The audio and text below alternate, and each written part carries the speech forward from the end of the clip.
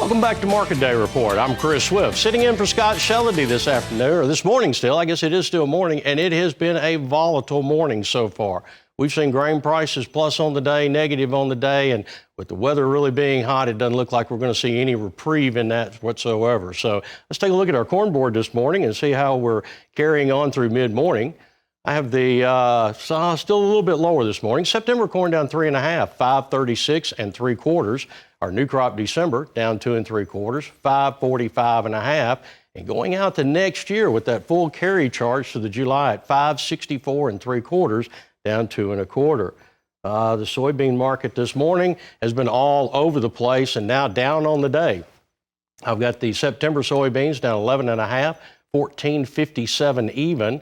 New crop November's 14.04 3/4, down 15 1/4, right on the low of the day of 14.04 1/4. Going out to March beans still above 14 at 14 even 1/4, down 13 on the day. Chicago wheat this morning had been a little bit softer, still just a little bit softer, with September down 3 1/4, 7.16 3/4, with 7.11 3/4 the low tick. March wheat down 3, 7.56 1/2. And new crop July, 7.60 1/4, down 1/2.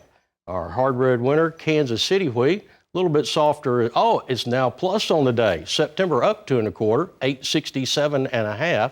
December up 1 1/4, 8.78 1/2. And our new crop July unchanged at 8.37 3/4. Our spring wheat, which is still growing in the ground right now up north, and it's a little bit higher, with September up 9 3/4 at 9.05 1/2. December up 8 3/4 at 9.16 1/4. And out to July of next year, down 21 1/2, which probably has not traded here recently, at 8.92 1/2. I would like to bring in my guest this morning, Steve Wagner. Steve is with CHS. And Steve, we know that we're dealing with a lot of hot weather out there. Tell us what it's like in your area. Well, we've definitely got the heat. This is day 3 of 90-plus degrees. I think we're supposed to get to 95 today, humidity upwards of 65, 70%. So we are stressing the crop. The good news is we have seen scattered showers throughout the area, and that has been very beneficial to move this crop along. I think the big thing in the market today that is reflective is the fact that these high temperatures are supposed to ease just a bit going into next week. So consequently, the stress factor will get dialed back just a little bit. And there is that possibility for increasing showers over the next 7 to 10 days. The question mark is to how much rain we will actually get. Right. So, Steve, we've been looking at the crop production or the crop progress reports on Mondays, and we noticed last week it had kind of inched a little bit lower there. Do we think that this heat this week is going to change USDA's crop progress any for our Monday report? No, I really don't think you're going to see any detriment, any decreasing situation with the crop. I think the crop improves, in fact, with the moisture that is received. Whether or not enough corn and enough soybeans got the moisture they needed is the only question. Those showers are very scattered and amounts are varied greatly, so it's difficult to know whether or not the overall crop will improve or just stay the same. Sure. So this might be a little bit just in the region there, but do you see any kind of changes right now with the weather in there? Excuse me, with the weather trying to impact in the blooming? So we know we're getting into the blooming stage there over the next week or two. Do you think this weather is going to have an impact on that?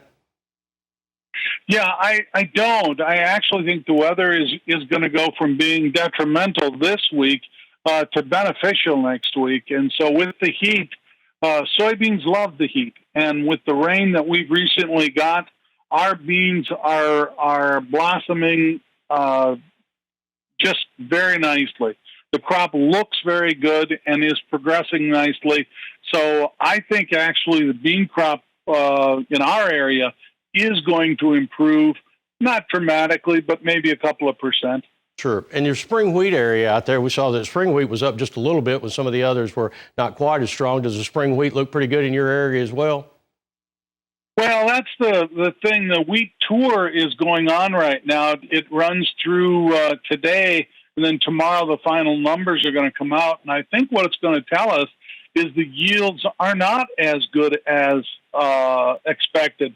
From the pictures and the yields that we've seen on the day-to-day basis, the spring wheat crop is not as impressive as hoped. It went in late. It went in under less than ideal conditions. And so what we're seeing is yields, anywhere from a few bushels to 15 bushels less than average. Fantastic. Steve, I certainly do appreciate it. Hang tight with me for just a few minutes. We're going to go away and take a commercial break, and we'll be right back with Steve Wagner. Stay with us.